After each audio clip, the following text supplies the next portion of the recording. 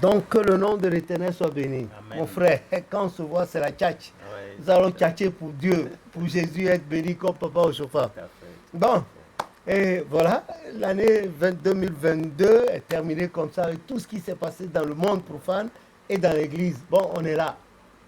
Et je te rappelle au passage que notre frère Emmanuel, il est dans sa 75e année maintenant, Oui, tout à tandis fait. que l'église passe à sa 76e année de la fondation. Mais jusqu'ici, ton parcours, mon parcours, le parcours de nos pères, de nos mères, nous sert à quoi? Qu'est-ce qu'on fait? Regarde tout ce qu'il y a comme grabuge dans l'église. Tout. La dernière fois, le jour de la Noël, à l'heure où on doit se... C'était deux personnes qui se battaient devant la même sainte Oui, table pour la même cloche. Et oui. avant ça, une semaine, 2 semaines, c'était deux supérieurs évangélistes qui se donnaient des coups de poing, des Oui, Cassius Clay, Mike Tyson dans oui. le... Alors, qu'est-ce que tu penses de tout ça? Les soutanes, les modèles, les trucs impossibles, on se demande où est... C'est vraiment la pétaudière, quoi. Qu'est-ce que toi, tu en penses? J'en ai trop Bon, parlé. je voudrais commencer par présenter mes vœux les meilleurs à la famille chrétienne céleste et à toute personne croyante ou non croyante qui suit cette vidéo-là.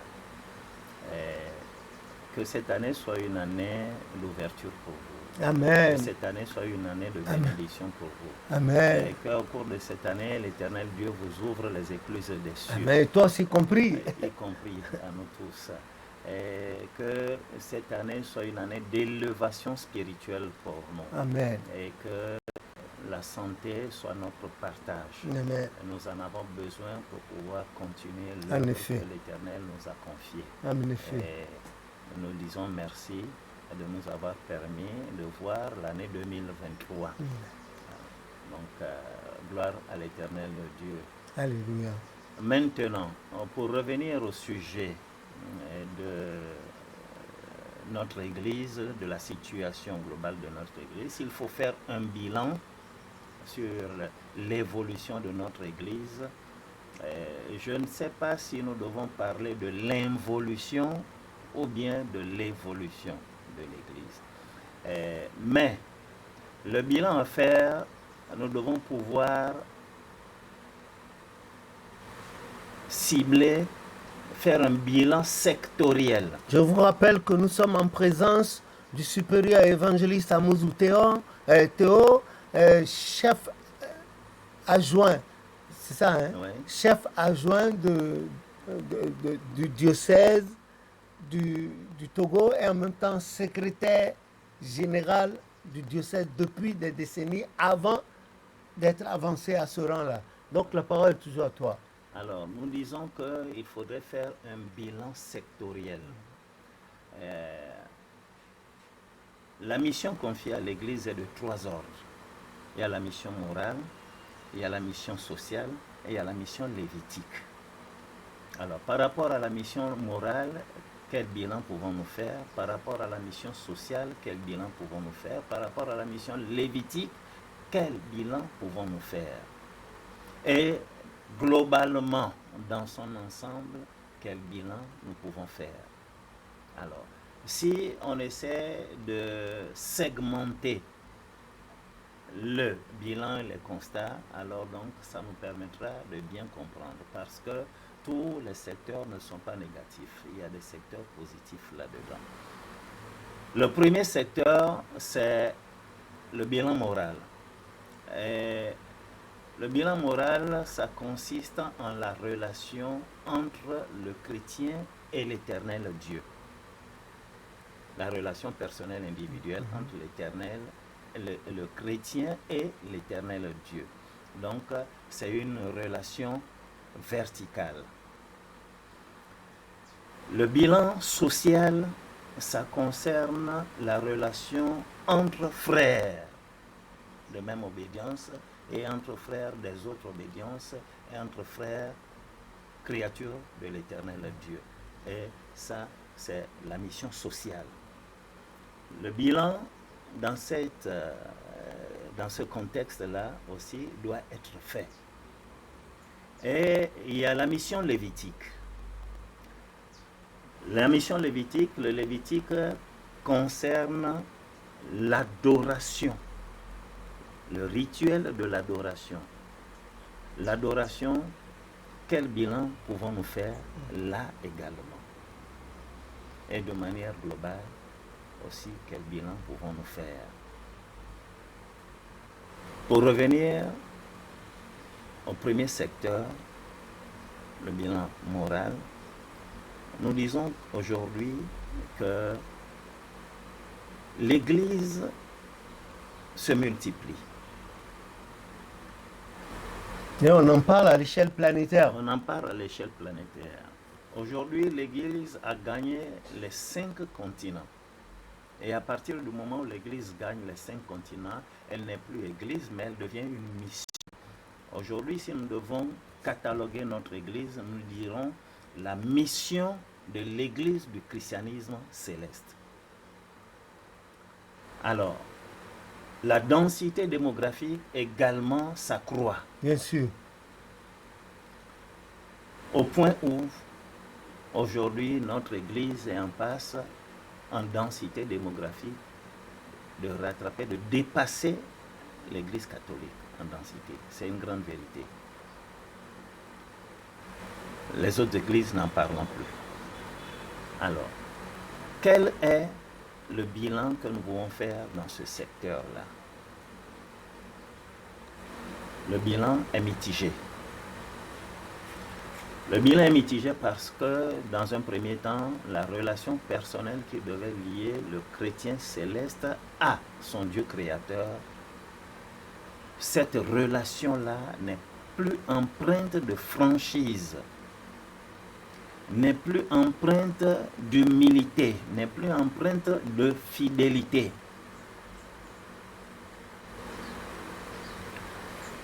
Aujourd'hui, on a l'impression que nous voulons la quantité, mais pas la qualité.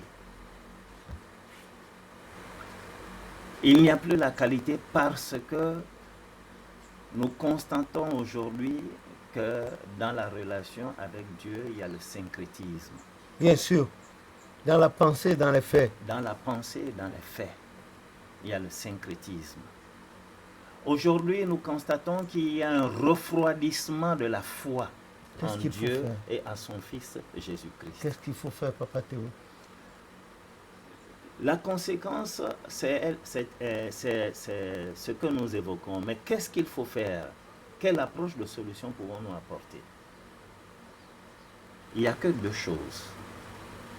Pour un réveil spirituel dans une église, dans une congrégation religieuse, il faut 2 choses. La prière et l'enseignement des Saintes Écritures. Mais justement, quand on arrive sur le terme enseignement, j'ai l'impression que les gens s'endorment. Il y a un esprit d'assoupissement. Oui. Il n'y a qu'à voir, même les dimanches, les cultes, quand on fait la prédication, mais les gens sont là et ils sont en train de ronfler. Tout à fait, tout à fait, tout à fait. C'est triste de faire ce constat-là. Et ça voudrait dire que il faut chercher la solution un peu plus loin. C'est-à-dire? C'est-à-dire, avec la permission des uns et des autres, pour ne pas offenser les sommités de notre Église, nous disons que la manière de faire avancer les gens dans notre Église, cette histoire d'onction n'est plus d'un avantage pour l'Église aujourd'hui. Peut-être à une époque, oui. Mais aujourd'hui, l'administration des onctions se fait dans une sorte de fourre-tout. Que Dieu veuille me pardonner parce que,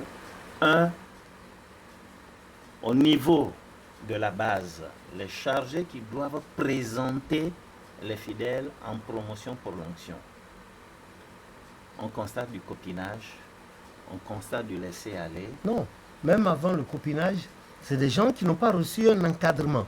Ils n'ont pas eu une base. Justement, c'est ça. En commençant par le berger. Le berger n'a pas une base. Que l'on veuille me pardonner, moi j'essaie de les appeler bergers mercenaires. Bergers mercenaires, pourquoi? Parce que l'Éternel Dieu ne les a pas choisis pour être bergers, mais ils se sont fait bergers eux-mêmes. 80% se sont fait bergers eux-mêmes. L'Éternel Dieu ne les a pas missionnés de créer une paroisse. Les marchands du temple. Et ils sont allés créer des paroisses pour leur intérêt personnel, matériel et égoïste. C'est des mercenaires. L'Éternel ne les a pas envoyés dans la mission de berger. Ils ont laissé leur mission de côté pour s'approprier de la mission de berger. Parce que la mission de chacun est connue le jour du baptême. Bien sûr. C'est ce jour-là que l'Éternel Dieu, le Saint-Esprit, distribue à chacun son don et sa mission. Alors, il est important que le chargé qui a présenté ses fidèles au baptême, après, doit pouvoir sérier les fidèles et dire que toi, tu es berger, toi, tu es X, toi, tu es Y, selon son observation. Et maintenant, donner des encadrements, des formations appropriées à chacun selon son ministère. Cela ne se fait pas. Et il y a aussi le tronc commun de l'enseignement qu'il faut donner. Cela ne se fait pas. Alors, chacun est là. L'autre constat qui est sévère, qui est amer, c'est que quand le chargé conduit les néophytes au baptême, il se pourrait qu'il en a conduit 20 au baptême. Une semaine après, vous ne trouvez que 5. Les autres ne viennent pas plus. été encadrés. Ils n'ont pas été encadrés. Chapeautés. Ils n'ont pas été formés. Parce que selon la Constitution bleue, selon les textes de l'Église, il faudrait que les néophytes qui viennent soient formés pendant 2 ans. Et ce n'est que la 3e année qu'ils peuvent obtenir le baptême. C'est ça. Après le bain de purification. Après le bain de purification. Elle n'est pas initiée, elle n'est pas formée. Et quand on annonce le baptême comme ça, tout le monde s'engouffre, je veux faire le baptême, je veux faire le baptême, on fait le baptême. Sans un préalable. Sans un préalable, sans formation, sans enseignement, et sans leur faire montrer l'engagement qu'ils sont en train de prendre avec le Seigneur Jésus-Christ. Alors? Oui, c'est la mauvaise publicité que les gens font à l'église. Parce que j'ai surpris plus d'un à dire aux autres, ah, venez dans notre église, il y a la vision, il y a le combat. Si une maladie veut arriver, si un ennemi veut, il y a le visionnaire qui sera le combat. Ah bon, l'homme étant toujours à la recherche d'un paravent, il vient. Et ça s'arrête là, sa foi s'arrête là. Oui. Ah oui. Ah oui. Bon. Et là, c'est triste. Bon, qu'est-ce qu'il faut? Ça, c'est le premier volet. Il faut forcément un enseignement préalable pour le néophyte. 2 ans d'enseignement sur le baptême. Non seulement sur le baptême biblique, il faut cela, et il faut également sur la doctrine de l'Église. Moi, je ne t'interromps pas, hein. Il y a des chargés, d'autres fidèles qui disent, mais tu mets du temps là. Viens, on va te baptiser aujourd'hui. Dans 6 mois, tu vas avoir l'onction. Et il y a des chargés de paroisse pour le faire. Mais bien sûr, nous avons été témoins. Nous avions été témoins. Celui que nous avons conduit personnellement à l'église, c'est par notre évangile que la personne s'est adonnée au Dieu de Chofa. Mais 6 mois après sa venue dans l'église, on le présente pour les onctions. Je découvre ça sur la liste des proposés à l'onction et je dis non, il est hors de question. J'interroge les responsables qui ont préparé la liste. Ils disent oui, j'ai dit mais je connais celui-là mieux que vous. C'est moi qui l'ai fait venir. Il y a 6 mois qu'il a intégré l'église. Vous n'allez pas faire cela. En lui permettant de recevoir l'onction, vous le tuez spirituellement. Bien sûr. Vous le tuez. Parce qu'il ne serait pas préparé à cela. Il n'est pas préparé à cela. Il ne connaît pas les tenants et les aboutissants dans l'église du christianisme. Et Papa Oshofa aurait dit, je ne le connais pas de visu, parce qu'il était décédé avant que je n'adhère à l'église. Papa Oshofa aurait enseigné un jour de l'administration des onctions. Les gens étaient déjà à genoux. Et il a dit, qui peut expliquer ce que c'est que l'onction? Personne n'arrivait à expliquer et lui-même il a commencé à donner l'explication. Il dit, est-ce que vous connaissez la batterie de la voiture? Les gens disent oui. Il dit, si vous prenez l'ampoule d'une lampe torche et que vous le connectez à la batterie de la voiture, qu'est-ce qui va se produire? Ceux qui ont été à l'école ont tout de suite compris que non, ça va griller, ça ne pouvait pas porter. Ça ne pouvait pas produire de la lumière. Elle a dit d'accord. Il dit, vous connaissez la pile torche? On dit bien sûr, on connaît la pile torche. Il dit, si vous prenez une ampoule de 60 watts, vous le connectez à la pile torche, pas à des piles torches, à une seule pile torche, qu'est-ce que ça va donner? Ceux qui ont été à l'école également ont compris, ils disent que ça ne va rien donner parce que la puissance de la charge est inférieure, voilà, pour produire de la lumière. Et il a dit, très bien, voilà ce que c'est que l'onction. Si tu n'as pas le niveau pour prendre l'onction, requis pour prendre l'onction, quand tu viens, tu le prends, tu es grillé. C'est sûr. Ou à défaut, tu le prends, mais tu ne produiras rien. Parce que tu n'avais pas été préparé en amont. Tu n'as pas été préparé en amont, tu n'as pas cherché à entrer dans les conditions qu'il faut avant de recevoir les onctions. Alors, donc, au regard de cet enseignement de Papa SBJ Oshofa, nous constatons que nos chargés induisent beaucoup de fidèles en erreur. Et les conduisent à côté de la plaque à une mort spirituelle parce que ne produisant pas d'effet. Il y a des signes, des prodiges qui n'accompagnent pas leur ministère par après. Alors, donc, voilà un côté, un aspect de la mission morale. À ce niveau-là, les bergers ne sont pas appelés, ils se sont fait bergers, donc ils n'ont aucune base. En donnant des boucs, des chèvres, etc., ils le sont devenus. Alors, la plus belle femme ne peut donner que ce qu'elle a. Alors, le chargé, n'ayant pas ce qu'il doit avoir, alors il ne donnera rien, effectivement, aux fidèles. Et là, il ne se souciera non plus de l'existence du fidèle dans l'église, de la régularité du fidèle. Et s'il vient, c'est bon, s'il ne vient pas, c'est tant mieux. On s'en fout. Et la vie continue comme cela. Et c'est ce que nous vivons. Ça, c'est le premier niveau des erreurs qu'il faudrait corriger. Alors, le second niveau, il faut un enseignement.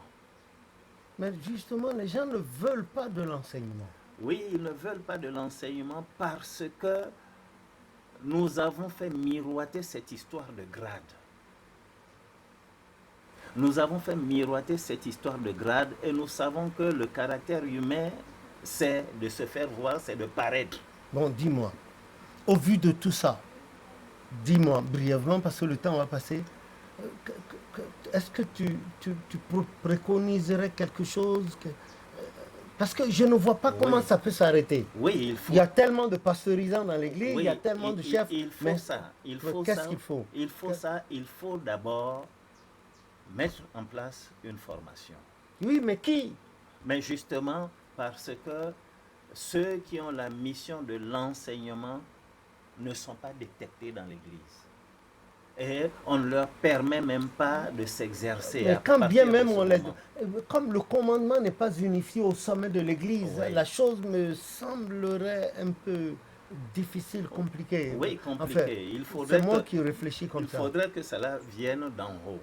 Parce que nous avons encore une minute. Nous n'oublions pas de dire qu'au Nigeria, au PK 52 ou 53, il y a quand même une école de formation là-bas pour l'église. Ça forme les gens. Oui, à partir d'un certain moment, le révérend pasteur Bada, paix à son âme, a insisté que tous les chargés soient recyclés et formés. Alors, on les envoie là-bas pour le recyclage, etc., pour essayer de lever un tout petit peu le niveau. Mais dans les autres pays, ça n'existe pratiquement pas.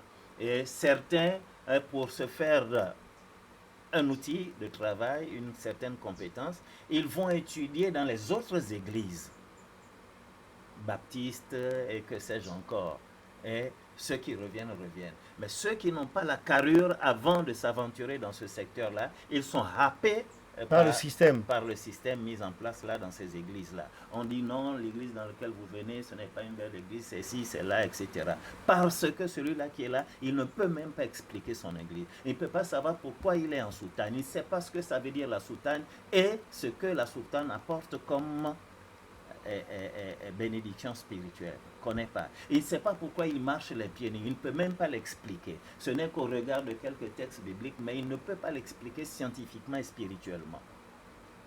Alors, donc, tout cela, on le happe tout de suite et il change de manteau. Les quelques rares qui restent, eux aussi sont là, mais Des ce n'est figurants. c'est des figurants.